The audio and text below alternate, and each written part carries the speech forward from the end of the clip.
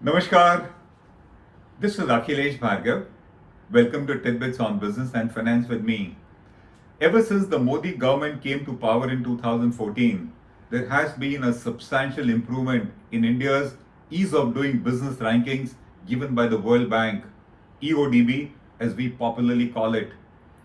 From a lowly rank of 142 in 2014 to a much better global rank of 63 in 2020, India's EODB rankings have indeed improved substantially over this period.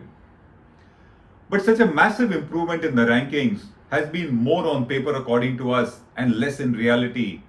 Ask the local entrepreneur and he'll confirm that this so-called improvement in India's ease of doing business rankings does not really match the ground reality that he actually faces in his daily life.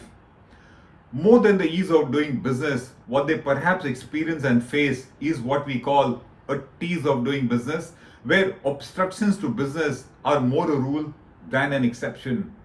It is both action and inaction on the part of the government that actually obstructs and erodes India's ease of doing business. It deteriorates the business environment and clearly proves that these World Bank rankings are actually flawed.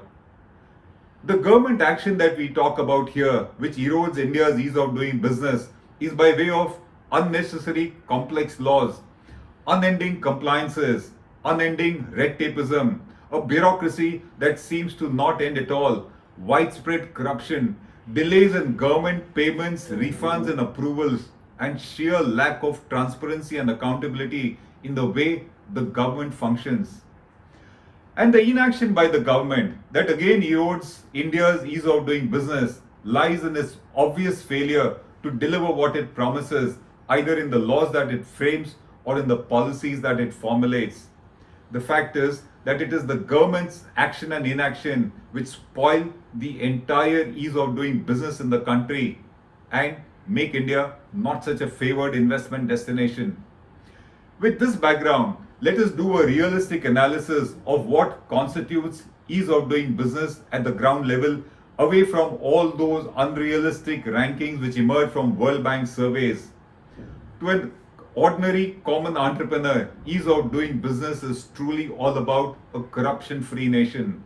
A nation that guarantees and honors the rule of the law and gives stable and unobstructed business operations to any entity, whether big or small. This realistic approach to assess ease of doing business is far away from the narrow tick in the box EODB surveys of the World Bank based on very limited surveys and which does give rankings completely disconnected from the ground reality and therefore fail to convince the common entrepreneur, they fail to convince us also. Let us look at three different rankings of nations and infer and arrive at what we call a truthful and realistic EODB that mirrors the ground reality and the widespread perception of a poor business environment as we experience in India today. The first one that we refer to is the World Justice Project Report, which ranks nations on how they implement the rule of the law and the experience of their citizens in this matter. In the top rankings here, we are talking about 2020 rankings, are countries like Denmark, Norway, Finland, Sweden, Netherlands, Germany, New Zealand, Australia, and Canada. Not surprisingly, India is ranked at a lowly 69 in this rank of implementation of law by the country, and it shows the little respect that we seem to have for law in India. There is no guarantee in India today that the law of the land will actually be implemented without going to the courts. That's the perception and that's the reality in India. The next is the global ranking of the least corrupt nations, which is given by Transparency International. And the 2020 ranking, incidentally, has those very countries in the top list, which also appear in the top list of those nations where the law of the land is implemented in a guaranteed manner, the law of the land is respected. And which are these nations?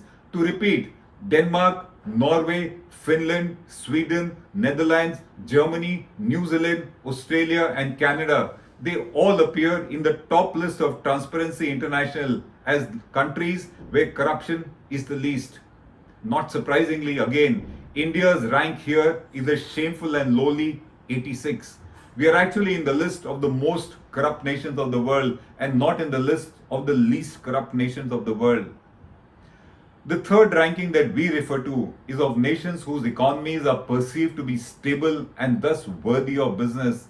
And these very nations that we talked about again occupy the top ranks here. And incidentally, even though the World Bank Ease of Doing Business rankings are based on a very questionable methodology, yet these very nations that we refer to, which is New Zealand, Denmark, Norway, Germany, Sweden, etc., it is they who occupy the top slots even in the World Bank's Ease of Doing Business rankings. The fact is that the favorable impact of a law-abiding, corruption-free nation on its business environment just cannot be ignored. It is this that gives a favorable perception, a favorable ranking, a favorable opinion that here is a country which has a good business environment. And that gets us to the reality that what matters the most for an ease of doing business ranking is not these artificial World Bank rankings and parameters, but a corruption-free nation where the rule of the law is followed and is guaranteed, particularly by the government that rules it, which unfortunately is missing in India. It is this basic implementation of law which is largely absent in India, and it is the government, incidentally, that violates the law the most in the country. It does that by way of corruption. It does that by way of mindless red tapeism, illegal tax demands, and coercive recovery of disputed taxes. It does that by misuse of agencies like CBI, Enforcement Directorate, Income Tax Department, etc. It does that by not honoring court judgments, by filing frivolous appeals to harass taxpayers, by retrospective tax amendments, and of course by reneging on signed contracts and in various other ways. This shameful list of the government not adhering to the law of the land is endless, and that is what erodes the ease of doing business of India. And the fact is that few businessmen have the guts and the might to take on the mighty government, much as the courts themselves in India are often mute spectators to such blatant violations by the government, to situations where the government itself violates the law of the land and gets away with it. The larger picture is that ease of doing business worldwide is all about enforcing the rule of the law in the nation in a fair and corruption-free manner, and is not about these specious World Bank rankings that the Indian government pursues and tom-toms in order to make false claims of an improved business environment in India. This incidentally fails to convince even our domestic investors who today are unwilling to risk their capital in a deteriorating business environment. It is all about a country not having corruption. It is all about a government which itself follows the law of the land and also guarantees that others will follow it.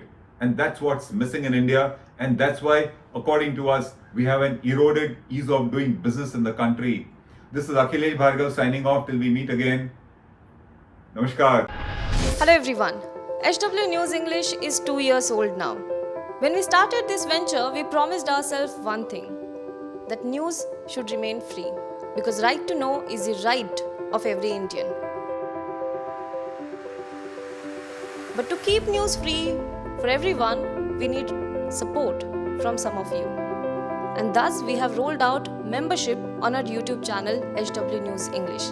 But mind you, the membership is completely voluntary. The programs that we were doing earlier, that we are doing now, will continue to remain free. First level is a basic level. Here, you can be our supporter by paying Rs 199 per month. This membership gives you certain perks and benefits. The perks include unique badges in front of your name, a live show from Mr. Sujit Nair and from Mr. Akhilesh Bhargava per month for our members. You can also vote in some exclusive members-only polls. Now the second level is Super Supporter. Here you can be our Super Supporter by paying Rs 3,999 per month. This membership will include every perk that comes with basic level. Additionally, our Super Supporters can be a part of a WhatsApp group where we can have discussions and suggestions on various topics. The second perk includes a gift pack with our merchandise. And the third perk is a Google Meet with Mr. Sujit Nair, where you can join the meet and ask your questions to Mr. Nair face to face. Lastly, if you like, we would give a shout out to our super supporters in our programs. So, hope to see you soon with our badges.